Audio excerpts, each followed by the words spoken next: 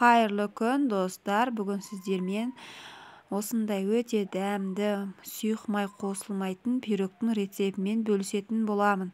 Алдымен құрғақ ыдысқа 3 жұмыртқамызды саламыз.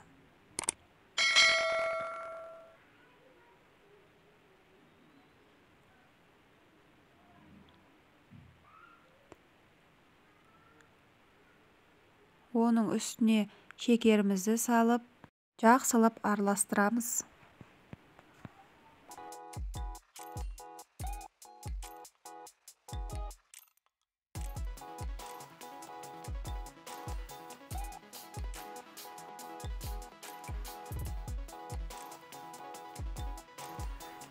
Араластырып көпірге шыққан кезде үстіне 2 қасық майонез саламыз.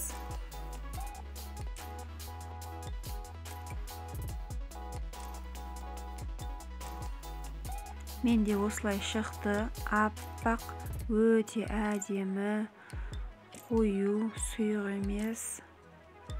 Осылай жақсылап араластырып, сіздерде мискер болмаса, қолмен араластырсаңыздар да болады.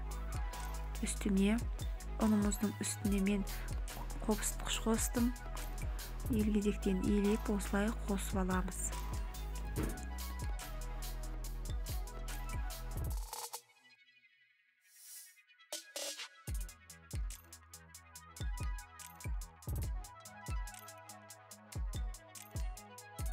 Осылай жақсылап араластырып,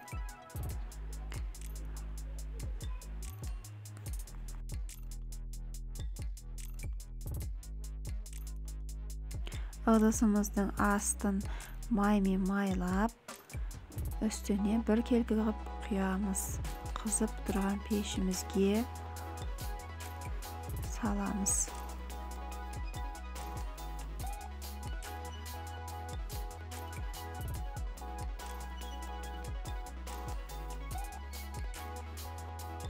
Қызып тұрған пешке 10 минут салдым. Өте дәмді, ыстық, шаймен ішкенге, қонақ келе қалғанда алдына ұсынатын пирог. Сіздер де жасап көріңіздер. Өте жақсы, әдемі шығады. Сіздермен болған жан сая ас болсын.